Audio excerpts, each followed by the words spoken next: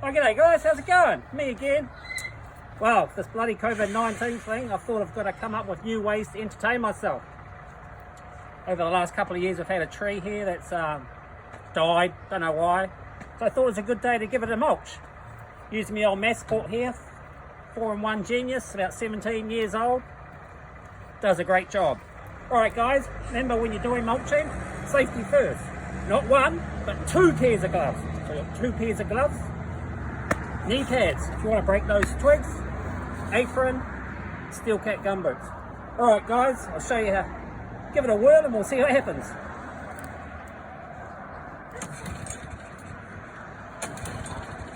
Oh, take 2.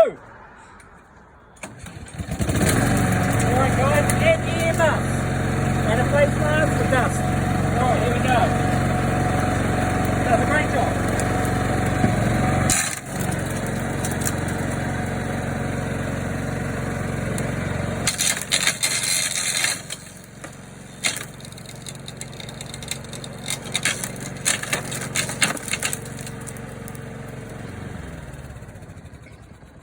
Well, there you go guys, the old Masport 4-in-1 Genius. Fantastic little machine. Get out there and get those chores done.